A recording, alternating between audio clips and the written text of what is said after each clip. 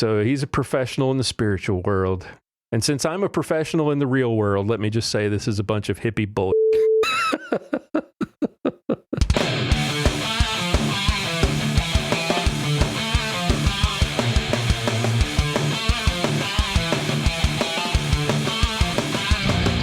Bringing you law, gospel, and guns. This is Armed Lutheran Radio.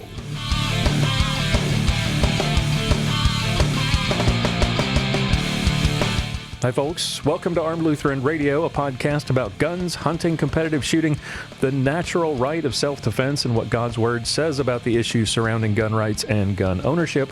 I'm your host, Lloyd Bailey, the Armed Lutheran, and this is episode number 265, and we are continuing to fisk the article that we started 3 weeks ago from the Holy Kiss blog at pathos.com.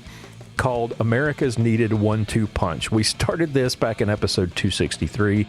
I honestly thought it would take us about an hour, but like I said 2 weeks ago, we haven't done this in a while, so I made an incorrect assumption. I figured it would take about what they always take, which is about an hour, but this article was chocked full of so much crazy that I just couldn't edit it all down to an hour without cutting about 2 hours worth of stuff out of it. And so I decided we'll keep it all. We'll break it up over 3 weeks. So Pastor John Bennett joins me again this week, and we are going to finish this thing out once and for all, and be done with it. And then we'll get back to our regularly scheduled variety shows. But before we get started today, I do want to thank the awesome men and women who make this show possible, the members of the Reformation Gun Club. Armed Lutheran Radio is listener funded, and that means that we rely on the monthly and yearly contributions of our members of what we call the Reformation Gun Club. And this week, I want to give a shout out to David from Milford, Connecticut, Scott, Donnie from White Bear Lake, Minnesota, Eric, and George from Junction City, Kansas. Thank you all so much. Thank you for making Armed Lutheran Radio part of your week and every week, and for supporting the show economically, especially during these crazy times. We really do appreciate it. As I said, folks, Armed Lutheran Radio is listener funded. What that means is that we don't have any advertising. We don't have any sponsors. This is really the only advertisement you're going to hear, this little pitch.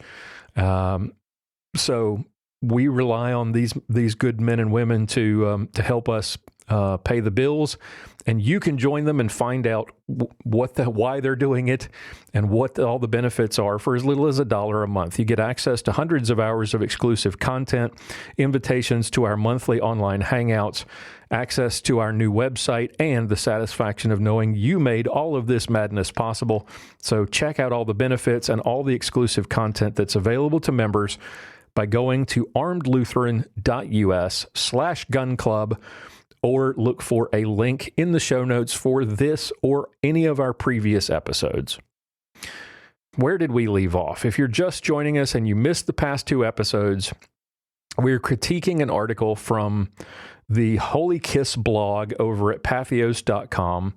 Roger Woolsey is the author, and it's called America's Needed 1-2 Punch. And he is a Methodist minister, and I believe the director of campus ministry at the University of Colorado, Boulder. And he is a crazy lunatic person. If you have not heard the previous 2 episodes, episode 263 and 264, I would highly recommend that you go and listen to those episodes before you get into this one, to get a taste, a little bit of a flavor of what this guy's thought process is. And it's called America's Needed 1-2 Punch because he suggests that he talks about at the beginning how evangelists, conservative Christian evangelists, like to hit you with the 1-2 punch, which is to convict you of your sin and then turn around and show you the gospel. And he doesn't like that tactic, so he's using it against all of us who are Christian gun owners. And he's been rambling for 2 weeks, for 2 episodes, about what he hates about us and how we're going to hell. And our way is the way of Satan, and we're going to hell, and we need to repent. So today, old Raj here is going to start out with some suggestions for what he thinks are ways to start some kind of a dialogue about what we could do to reduce mass gun violence. And so we're going to start with that today. Roger's going to suggest sensible, quote-unquote, measures that warrant our consideration. So let's consider them, shall we?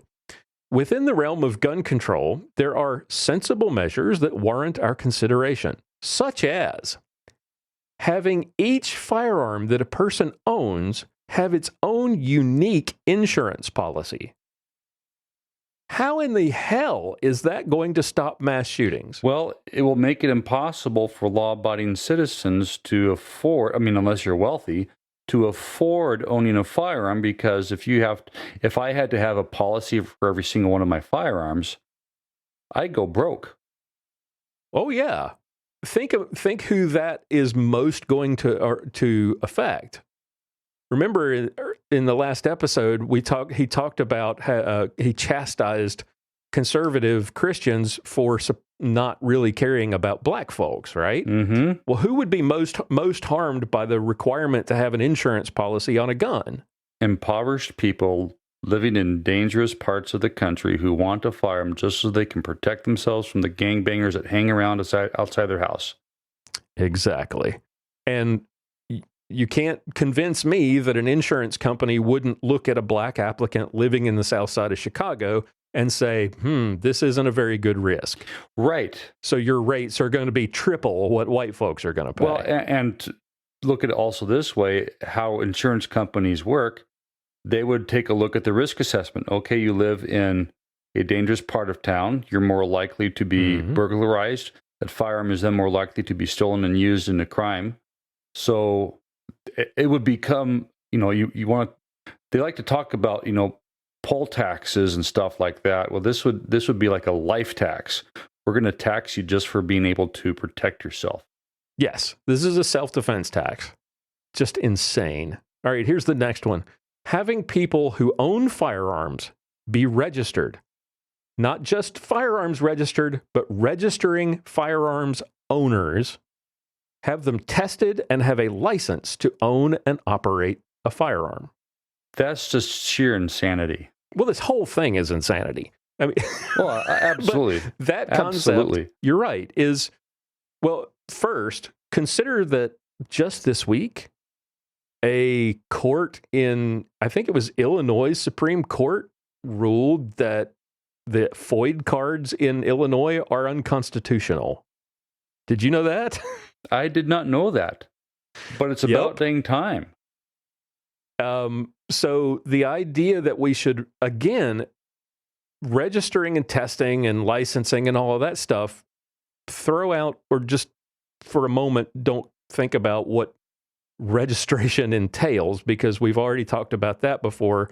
Registration leads to confiscation and all of that good stuff. If they know who you are and they know you've got guns, then they know where to go get them when the time comes. But the idea that, again, you should have to be licensed and tested just to own a firearm. Apply that same logic to any other rights under the Bill of Rights. You have to be registered and tested and have a license to speak in public, to go to or to use social media. Yeah. Or go to church, or to blog, or to podcast. If that idea applies to the Second Amendment, why wouldn't it be applicable to all of them? Correct. That's a scary thought. Although I suspect there are plenty in government who wouldn't mind going that direction. The next idea, sensible measure, Raj says, is not allowing the manufacture or sale of bump stocks or trigger mods that effectively turn semi-automatic weapons into automatic weapons. Yeah, it's a strange definition of the term effectively. Right. Exactly. I can take a stick and prop a rifle against my hip, and I can turn a rifle into a semi-automatic rifle, essentially into an automatic rifle. The same concept as a bump stock, just with a dowel rod or a pencil. Yep. Jerry Mitchell is in terrible trouble if this was to go into effect. They'd have to amputate his finger. Yeah, exactly. And never mind the fact that bump stocks have next to never, unless you count Las Vegas, next to never been used in mass violence or even street violence. It's kind of like the ghost gun thing. Yeah. They're not showing up at crime scenes. They're not. And especially, now where it's about $1 a round for 5.56, depending on where you get it. Who can afford to use a bump stock? Right. Going to be much more discriminating mass shooters out there. This mass shooting stuff is way too expensive.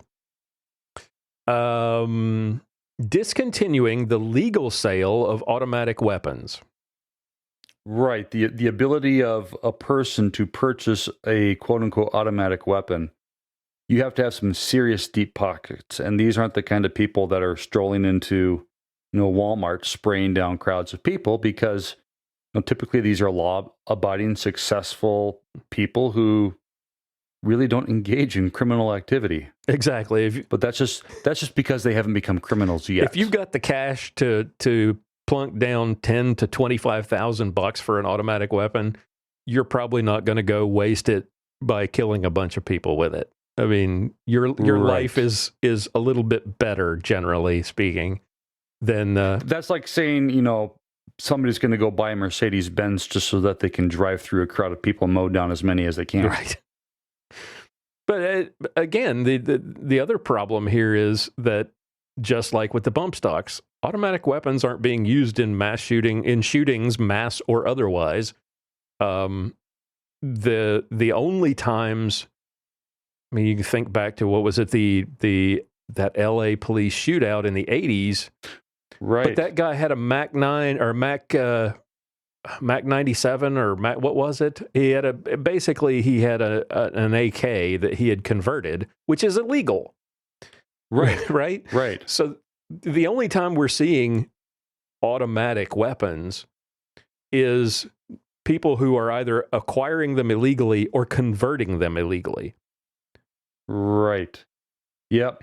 Drug cartels, yeah, they can afford them, especially if they got them, because of Eric Holder. And you have, you hear of, and they're very rare cases because it's hard to find a Mac 10 or a Tech 9 or any of these other, quote unquote submachine pistols. Mm-hmm. But you have firearms purchased on the black market that some of these, these violent street gangs get their hands on, and once in a while you hear about one being used. Right. It's been a really long time. It's probably been at least 10, maybe 15 years since the last news story that I heard of such a shooting where one of those was used. Yep. And it was a gang violence type of thing. Drugs were involved. I don't remember all the details because it's been a few years. Yeah. Again, but it's not happening every day, and it certainly isn't happening with every quote unquote mass shooting. Right. And these aren't legally acquired. When it does happen, these aren't legally acquired firearms. So yeah. Again, this is a solution looking for a problem that doesn't exist. This one is all right, I'll just say it. Not allowing persons to purchase or own semi-automatic pistols or semi-automatic rifles until they are 25 years of age. Okay, then let's... That's ageism, bro. That's ageism. I didn't think about that. But think about, at what age is a person eligible to enter into the armed forces of the United States? Right. At what age is a person eligible to be a member of the police force? Mm-hmm. And we're going to say, sorry, you're not old enough yet to own this firearm. You can drive at 16 by yourself, but you can't own a firearm. You can vote, but you can't own a firearm. You can get married. You can smoke cigarettes. You can buy alcohol, but you can't. In some buy states, you can buy weed. Yeah, exactly. Why 25? Where does that number come from?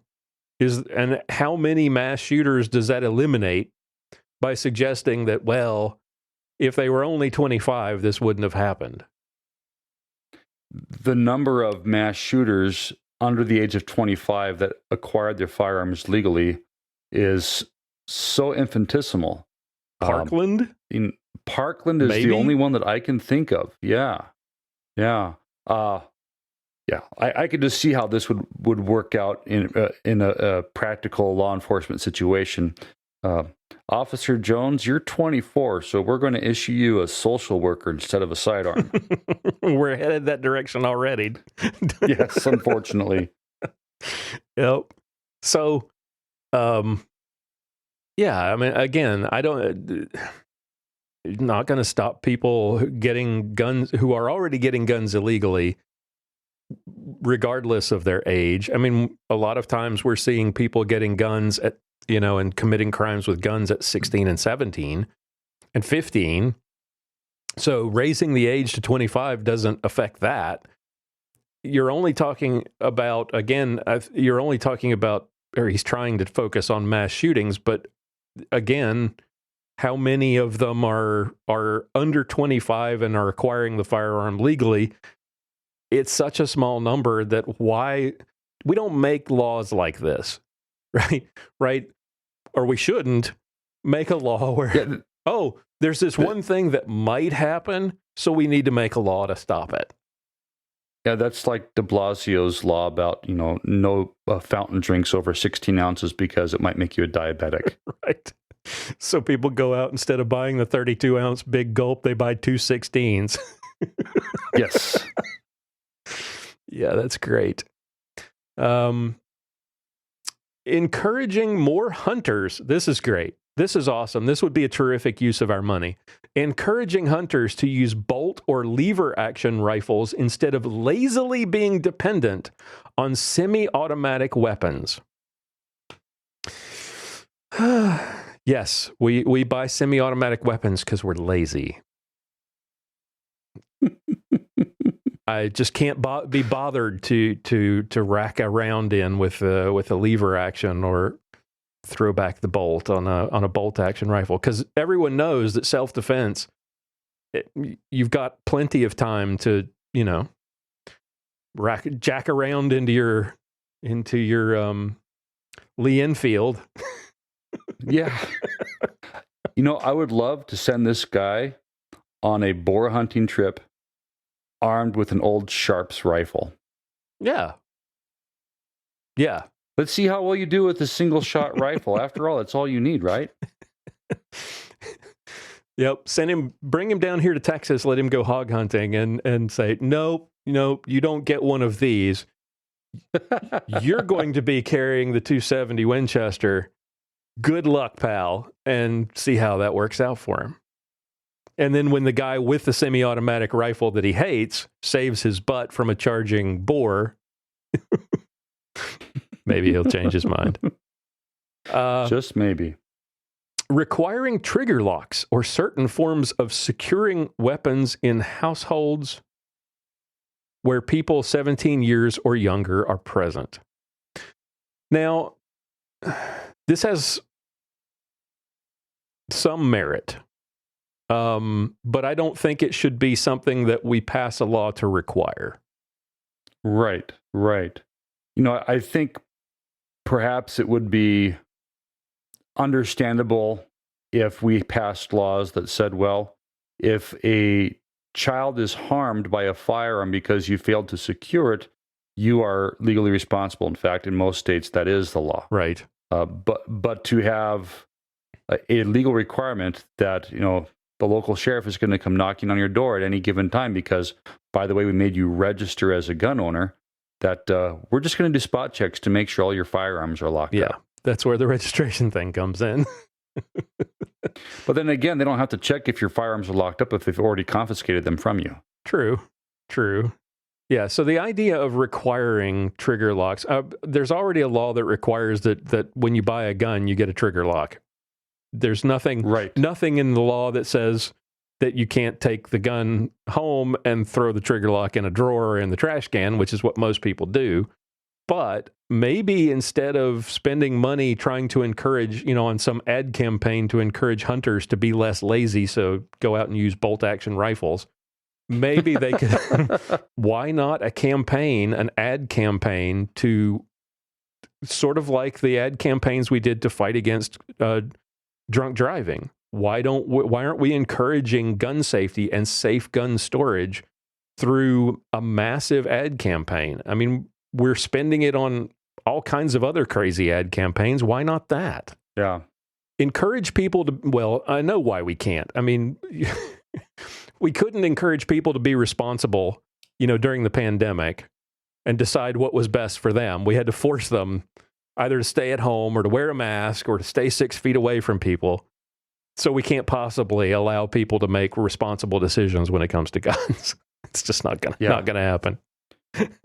Can't go to church, but rioting is A-okay. Absolutely. Raj continues, the fatalities caused by firearms are exceeding those of automobiles in many states because we have these sorts of sensible measures in place for automobiles and how they are operated, but we do not have them in place for firearms. We'd also do well to require all theft of guns to be reported to authorities. The old comparison to automobiles. Yes, while ignoring the number of suicides related to firearms. Yes. And we already do have requirements related to firearms and how they are used, because he's talking about sensible measures for the use of automobiles. You can't walk into a public place and start shooting your gun off. It's already illegal. Right.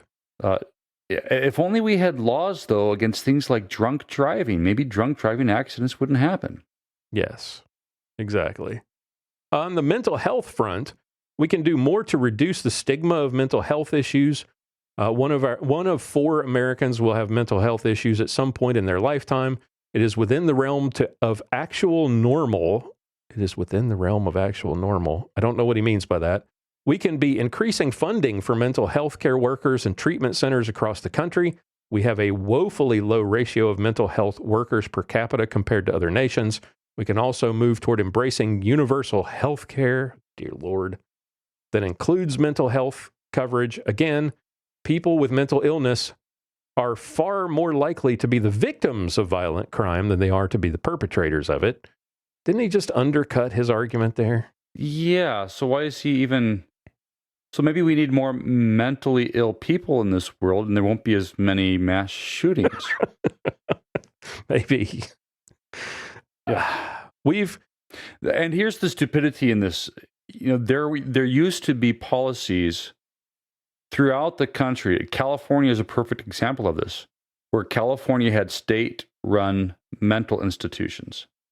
But then it became politicized and stigmatized, and they shut them all down because, by golly, it's just not nice to have these people in these places when they're mentally ill. Yeah, every state had their own mental health institute. And what happened after they closed all these down? Homelessness went up.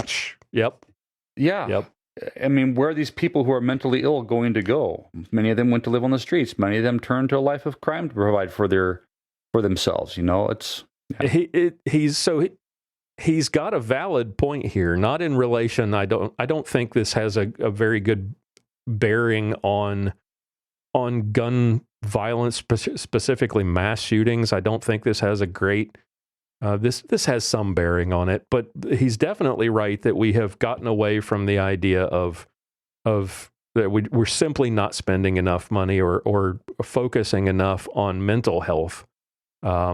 Like we used to. And it's like you said, it's because we decided that institutionalization was just not something that was a good idea anymore. And now it's so incredibly difficult to get somebody institutionalized when they actually need it. What if we took all the money we give to Planned Parenthood and instead used that to fund mental health? That we could certainly save we'd save 600,000 lives a year right off the top. And we would I'm sure, make people's lives better, especially when you talk about the suicide issue, where 60 some odd percent, nearly 2/3 of all firearms deaths in the country every year are suicides.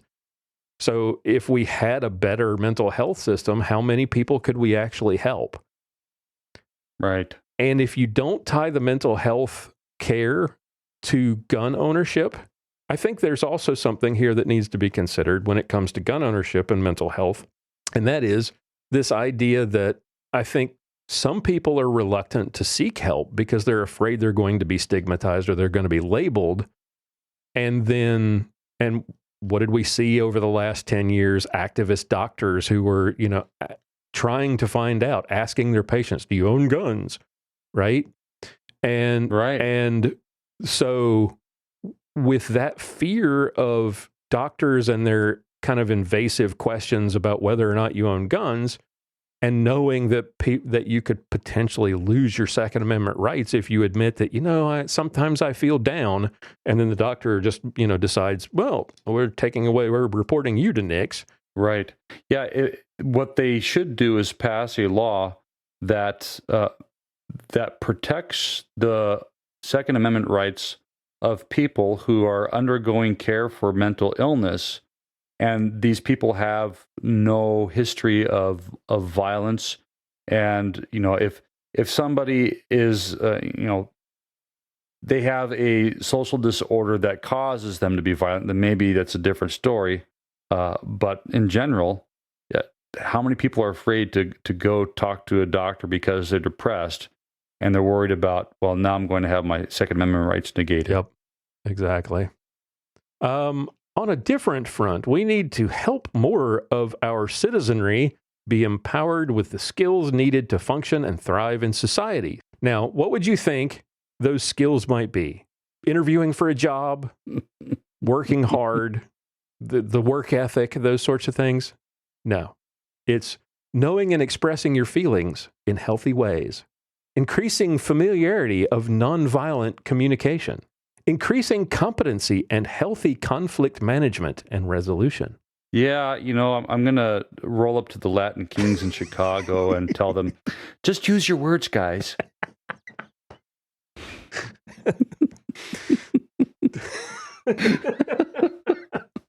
Wanting to talk to them about Jesus isn't going to help. This is definitely not going to help. Oh. All right, so he's winding it down here. This is his second punch 2. The article, for those of you who didn't listen last week, the article is called America's Needed 1-2 Punch. Everything that has been gone on prior to now was punch 1. So the vast majority of the punch is all about restricting your freedoms and registering you as some sort of a potentially dangerous criminal. Punch 2, he says, because I'm a professional within the spiritual world. Well, which spiritual world is that? St. Paul says in Ephesians 6, for we do not wrestle against flesh and blood, but against the rulers, against the authorities, against the cosmic powers over this present darkness, against the spiritual forces of evil in the heavenly places. So I think the latter might apply to this guy. Yes, I suppose it would. I mean, he is okay with killing babies in the womb and calling them, not human beings. Yeah, there is that. I advocate increasing people's awareness of the divine within them and within all others, to encourage people to be people of faith and not people of fear, and to act accordingly, encouraging familiarity of practices such as meditation and centering prayer, practices to help people remember who and whose they really are. We are expressions of divine love, and loving each other is the way of salvation. Except for all those people he said, you suck and your way leads to hell. Right. And the unborn that we're killing off that aren't really people.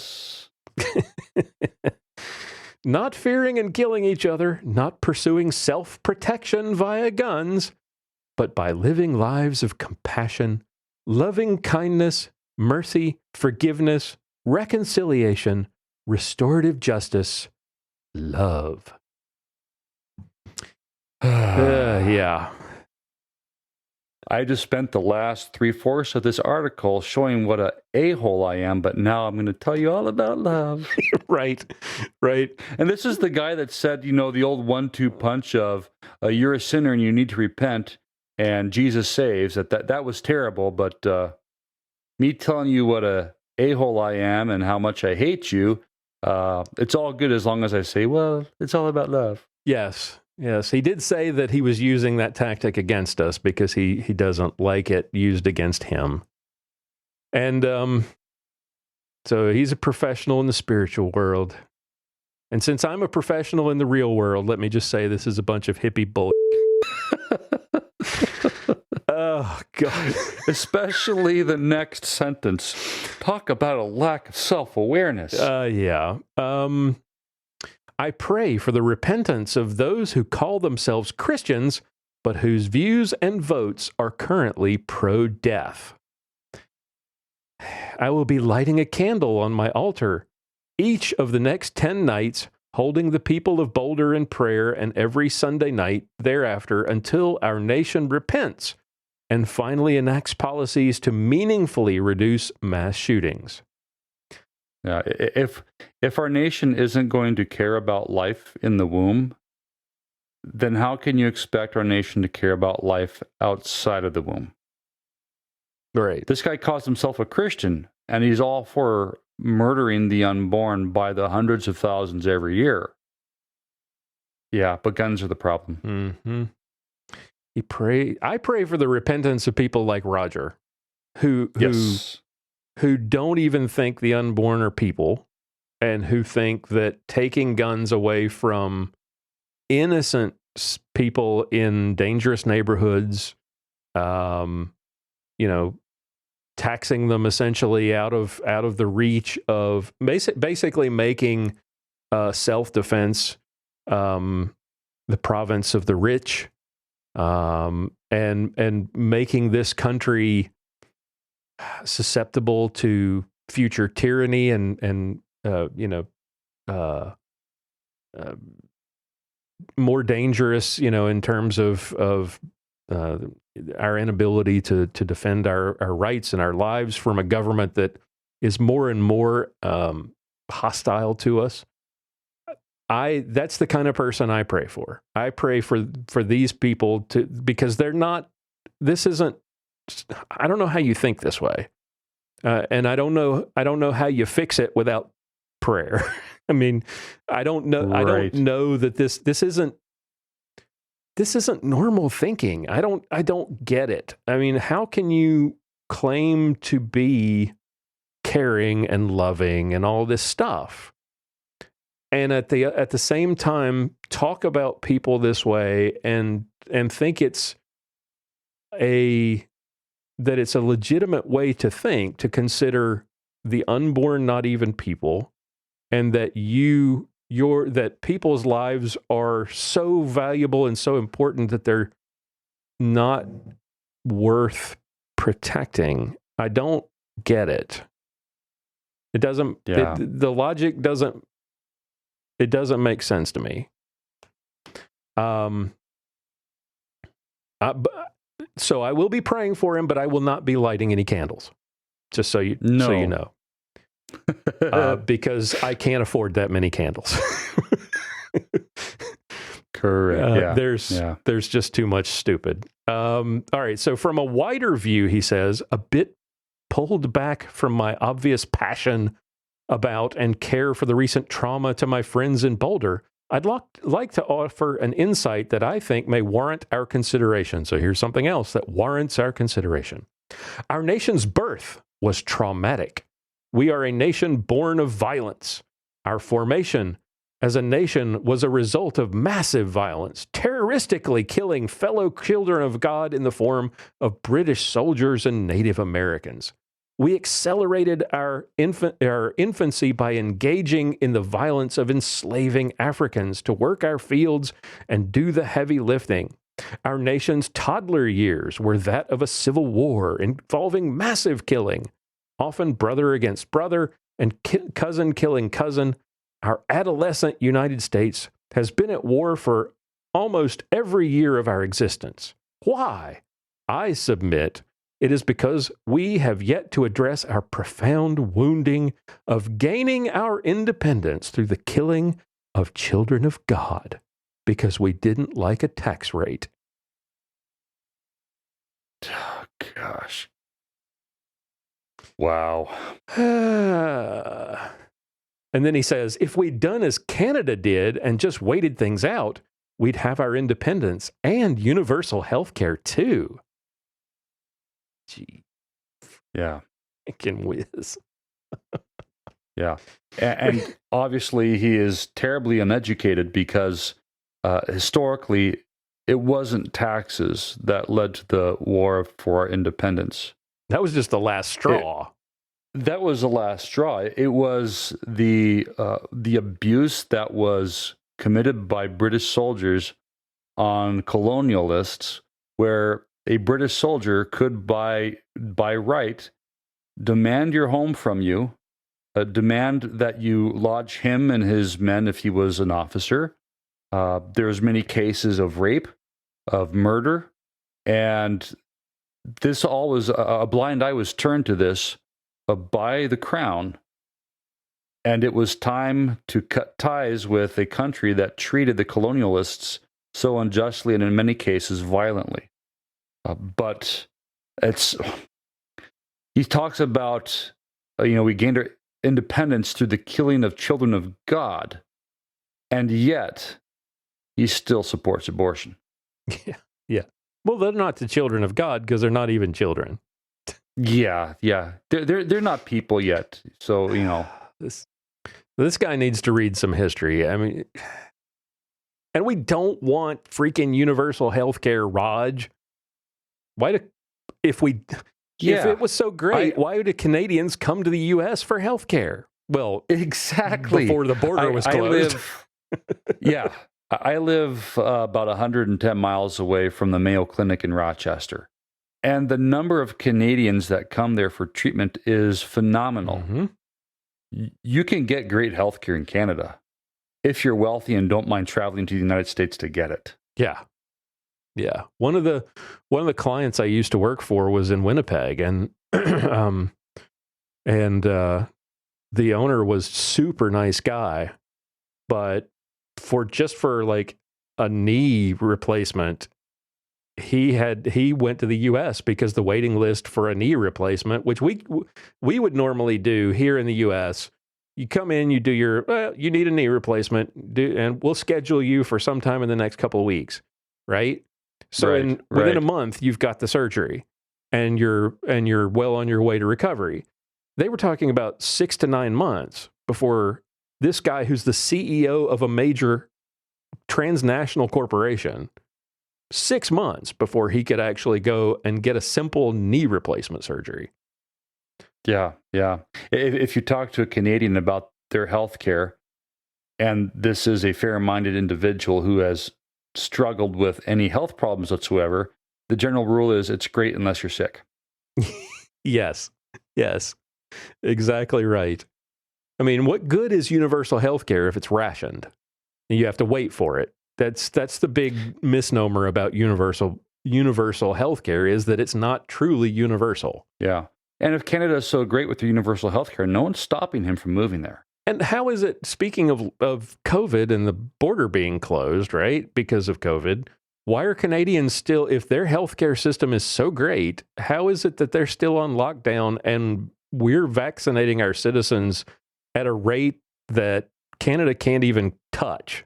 And they have a fraction of our population, and a tiny fraction of their citizens are vaccinated compared to here in the U.S. We're not going to get into the whole argument about whether you get vaccinated or not, but just there's a system that's run by the government that's supposedly great, and if universal health care was universal, they would not be on lockdown and every single one of their citizens would be vaccinated by now. But no, they're not, because no. In fact, if you travel outside of Canada, when you return to Canada, you are forced by law to quarantine at a quarantine site for 2 weeks. Yep. They treat you as a prisoner if you dare to leave the country. Yeah. And if you think the people of Canada are really free and independent, they've got hate speech laws where you can end up in prison or fined for saying the wrong things or that hurt people's feelings. They'll arrest you for attending church and put you in jail. Now, we got close to doing that here, but they're still doing that there. Yay, Canada. That sounds great. I want some more of that. Jeez. The truth is, and here we're going to have Raj finishes up, and the picture at the end is maybe the most goofy thing I've ever seen. The truth is, our nation is operating from a wound. We haven't healed our initial trauma, and we echo, propagate, and cause more trauma as a result. Yeah, that's right. That's right. They're killing people on the streets of Chicago because of the Boston Tea Party. Yeah, I guess so.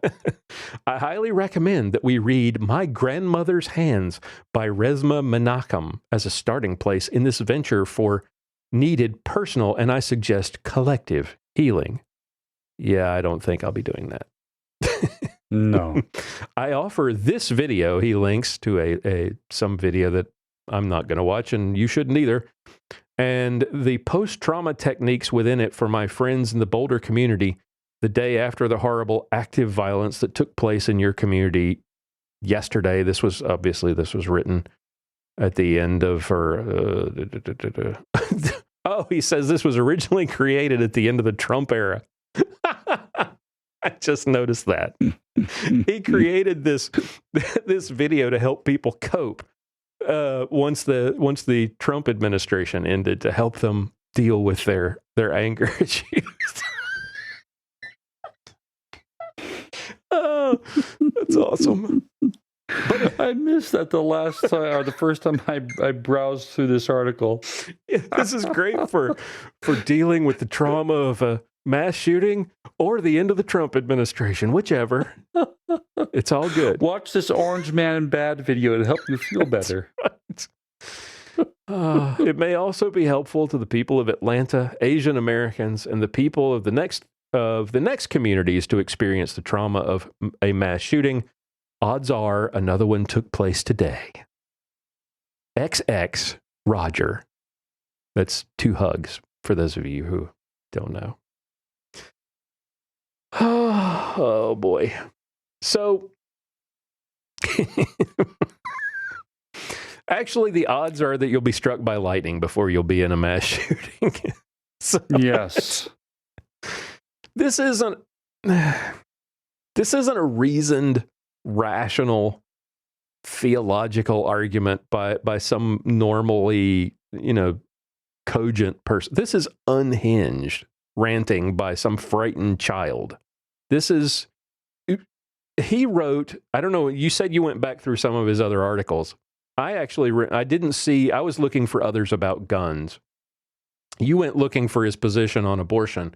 One thing I came across was an article he wrote about the Dunning-Kruger effect. He suffers from it. I know. That's the funny thing.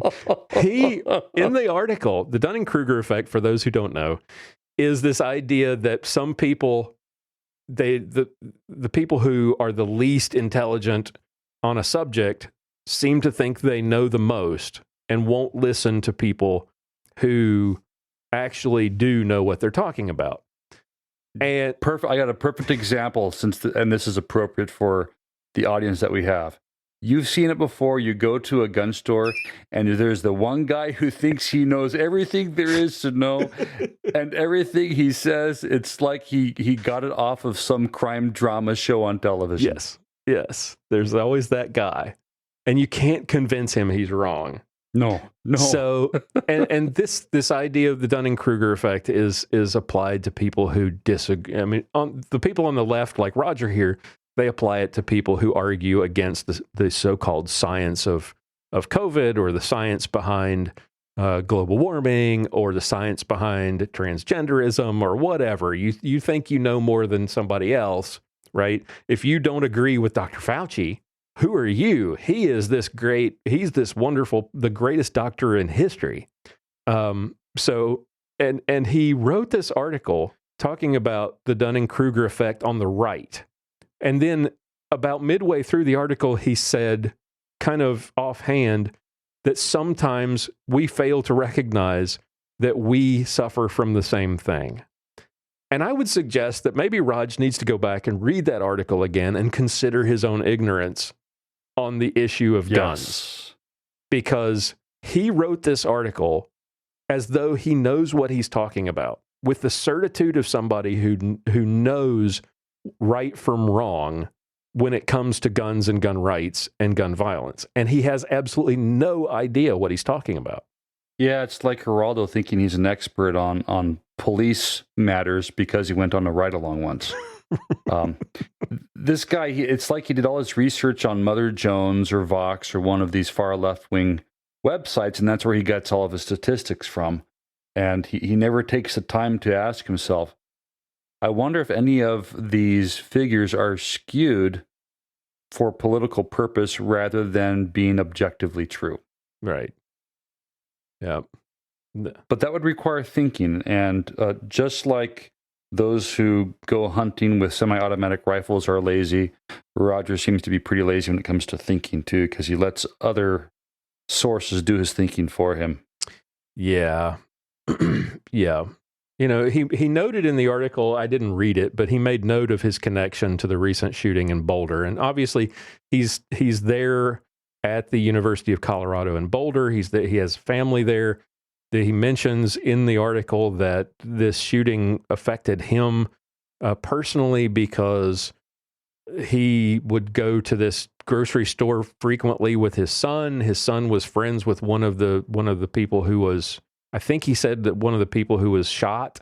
So he knows the area. He knows this store. It's kind of that thing where you're like, oh wow, that happened, and I could have been there that day, and somehow, right? Yeah. So he's, instead of writing this from reason and doing some research and trying to understand the issue, he's writing this almost, it's like a childish tantrum where he's scared and he's venting his spleen and he's all angsty because, oh my goodness, this happened in my backyard. Yeah. But it's not human behavior that's the problem. It's guns and gun owners. Yes. All right. Thoughts on that? I mean, we haven't done this in a while. And this one is, this is amazing in the amount of BS packed into one article. This is record breaking for us, I think. Yeah. I felt like brain cells were dying with each sentence read. Right. I'll have to replenish that with a pour of whiskey here after we're done. Just to preserve the ones we have left, just to pickle them and make sure they don't die off. That's right. Even though this is infuriating and stupid, it's still fun and it's informative for us to kind of, because it's worth it to go through this pain, to help people understand this is what people on the other side of the issue actually think. I mean, he's not making this stuff up and just trying to be funny. He actually believes this crap. And there are lots of people like Roger out there who believe these same things. And so this is what we have to deal with when we talk about defending the Second Amendment. We're defending the Second Amendment and our right to self-defense against people like this guy who just, like you said, they get their facts from other places, from all the approved, leftist anti-gun places, and they just spout them as though they're gospel and don't do any critical thinking whatsoever. Right. Yeah, it's sad that all of these articles that we've gone through in the past, I shouldn't say all of them, but so many of them come from an emotional response. And yeah, I get it. The shooting that happened in Boulder, it was very traumatic, and even more so for people who are closely connected to it. But our knee-jerk reaction isn't to respond, I should say, back up a second. Our knee-jerk reaction is to respond emotionally, but that's not helpful. No. What we need to do is look at things critically and not come at them from platitudes and from stupid ideas like registering individuals as gun owners. Yeah. You know, it's like Bruce Lee saying that his hands were registered lethal weapons. Is that what we're going to do to people now? All right. Well, I think that wraps it up. I don't think we can stand another minute, and I don't think our listeners can either. Folks, if you have any questions or any comments about what you heard here, visit our feedback page at armedlutheran.us/feedback. Let us know what you think. Leave us a voice message or a voicemail or send us an email. We'd love to hear from you and respond to your comments or questions in a future episode. Pastor, thank you so much for enduring all of this with me. I think it was, despite the damage to our mental health, I think it was worthwhile. Yeah, absolutely. I enjoyed it, and I'm glad we took this ride together. All right, folks.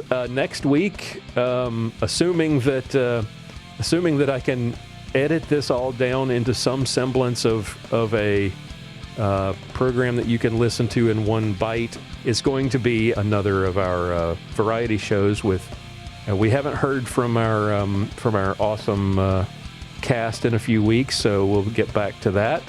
Keep shooting, keep praying. We'll talk to you then. John Bennett is the pastor at St. John's Lutheran Church in Willow Creek, Minnesota. For more information, visit stjohnswillowcreek.org.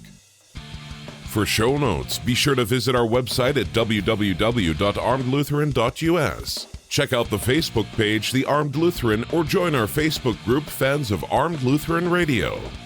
If you like what you hear, please leave us a comment on our feedback page at armedlutheran.us/feedback or a review on iTunes and let us know what you think. Thank you for listening to Armed Lutheran Radio, a member of the Self-Defense Radio Network.